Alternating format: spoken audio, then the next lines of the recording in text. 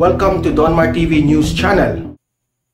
Okay, magandang umaga sa inyo lahat. It's 6 o'clock in the morning here in the Philippines. It's Sunday today and good morning, good afternoon, good evening sa lahat ng mga heroes, ng mga OFWs natin dyan na nanonood ngayon. Hello, shout out sa inyo, happy Sunday.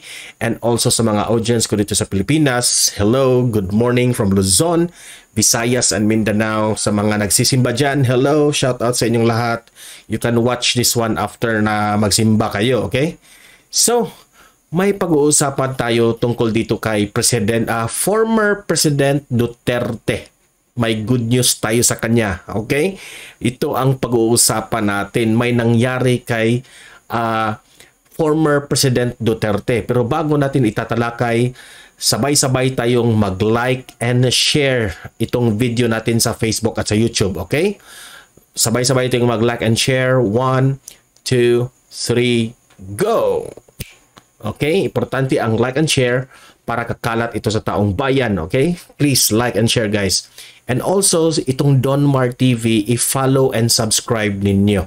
Marami ditong nanonood na hindi pa naka-follow at subscribe sa akin sa Facebook at YouTube. Ha? I-follow na yan, guys, para lagi kayong updated sa mga balita natin. Okay? Sabay-sabay tayong mag-follow and subscribe. Ready? Follow and subscribe na? Handa na ba? 1, 2, 3, go! Okay? Naka-follow and subscribe na ba? Sigurado na yan? Very good. Thank you very much. Ito ngang balita natin tungkol kay former President Duterte. Binalita ito ng Inquirer. Ito yung nangyari, ha. Duterte naka-record high ng plus 81 net satisfaction rating kahit hindi na ito Pangulo. Grabe itong mamang ito, no? Former President Rodrigo Duterte remained popular until his last days in office, getting an all-time record high plus 81 net satisfaction score, polling firm Social Weather Station stated, okay, SWS. So, kung ito ay record high, first time ito nangyari sa isang presidente dito sa Pilipinas. Imagine getting plus 81 net satisfaction score. Okay? Talagang maraming rumirespeto dito sa ating Pangulo. At the same time, maraming namimiss nila itong ating Pangulo sa kanyang pagmumura. No? Mismo ako, no? I really miss Tatay Digong kasi masasabi natin na ito yung type of president na masasabi nating parang tatay na nagagalit sa kanyang mga anak, di ba? So, masasabi ko pa rin na kahit stricto ito, pero grabe, nakakamiss yung type of leadership ni Pangulong former President Duterte. So, babasahin natin ano ang laman ng balita nito. Okay? So, ayan. Teka muna, ha? Okay? So, ex-President Duterte stepped out of office with a record high plus 81 net satisfaction rating. Okay, babasahin natin. Manila, Philippines. Former President Rodrigo Duterte remained popular until his last days in office. When you say popular, so trending pa rin siya sa social media. Always pa rin siyang pinag-uusapan ng mainstream media. Getting an all-time record high plus 81 net satisfaction score, polling firm Social Weather Station. So, record high. So, first time ito nangyari sa isang Pangulo. Ang SWS ay nagsasabi sa kanilang report, ni-release ito ng kanilang website that ito raw si Duterte ay nag-garnered from surveys held from June 26 to 29. His last days in Malacanang, beat a previous record held by him also, plus 79 obtained in November 2020 edition of the survey. Okay. Quote unquote, the National Social Weather Survey of June 26-29, 2022, the last under administration of President Rodrigo Roa Duterte, found 88% of adult Filipinos satisfied. Okay, adult Filipinos meaning 18 up no ang age, na nagsabi na 5% yung undecided, no? Yung mga siguro hindi masyado interesado ng politiko, and 7% ang dissatisfied, yung ayaw sa kanya with the performance of Rodrigo R. Duterte as president. SWS said, meaning dissatisfied sa kanyang performance compared to April 2022. Gross satisfaction with President Duterte rose by 10 points from 78%. Okay? So, that includes, kung 78% yan, ang gross undecided fell by 4 points from 9%. And gross dissatisfaction fell by 6 points from 13%. The resulting net satisfaction rating is plus 81. Percent satisfied minus percent dissatisfied. Hindi ko na ito maintindihan ng kanilang mga type of yung kanilang calculation, no? Classified by SWS. Yan ang kanilang the way they calculate sa survey. While SWS has not released the total average satisfaction rate over Duterte's term that spanned from June 2016 to June 2020, he is in pace for the highest average ratings ever.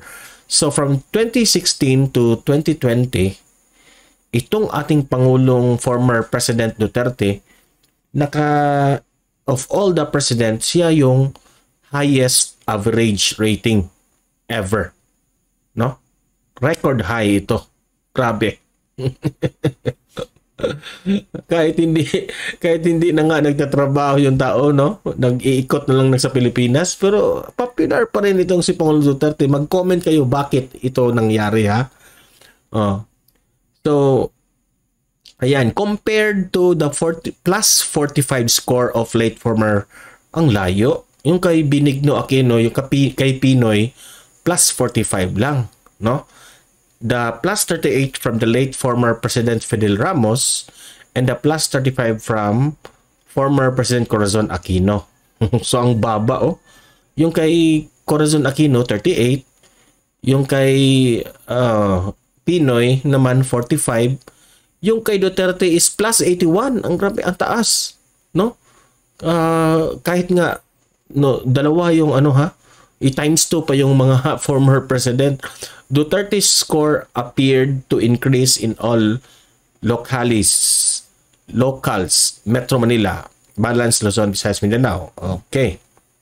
So, the 16-point rise in President Duterte's overall net satisfaction rating from April 2022 to June 2022 was due to increase in all areas.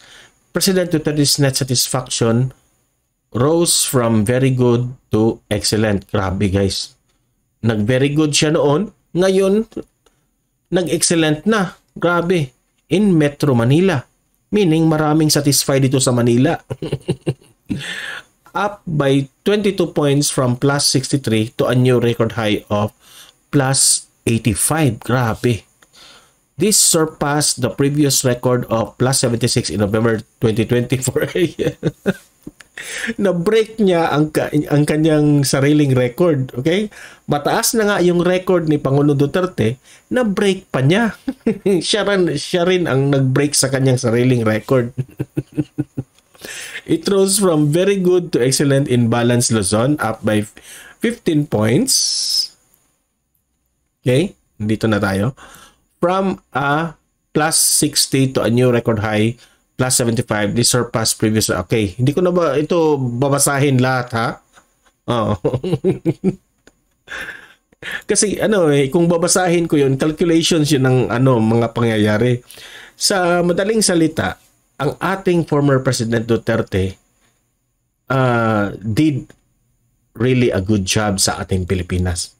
Kasi alam ko na marami rin na dissatisfied sa kanya, pero hindi natin 'di ba? We cannot deny na itong si former President Duterte ay most of the Filipinos love Duterte. Okay? So, yan ang tanong. Bakit itong si former President Duterte ay very popular until now? Hanggang ngayon, pinag-usapan pa rin siya. Kahit ang kanyang pag-iikot dito sa ibang parte ng sa Pilipinas, last week nga, nandyan siya sa Cebu, pumunta siya ng Negros. Sige lang man ang na-update si Lorraine Badoy sa kanyang mga kung saan napupunta itong ating Pangulo, former President, di ba? So, kayong mga audience ko dito, libre kayong mag-comment, mag-react. Bakit until now, itong si former President Duterte is very popular? Okay? Babasahin natin ang inyong opinion. Mag-comment kayo, okay? Sa inyong reaction. Okay. So, guys, itong video na ito, i-like at i-share ito sa taong bayan. Especially na Sunday ngayon, maraming manonood. I-share nyo ito, okay? And also, i-follow and i-subscribe itong aking channel, aking Facebook page, Donmar TV, para lagi kayong positive sa ating mga balita, okay? Na updated kayo sa mga balita natin. Okay? As what sa kanyang daughter, VP Sara said na always mahalin natin ang Pilipinas. Okay? So hanggang dito lang itong video na to. Happy Sunday sa inyong lahat. Have a great day. See you in my next video. God bless everyone.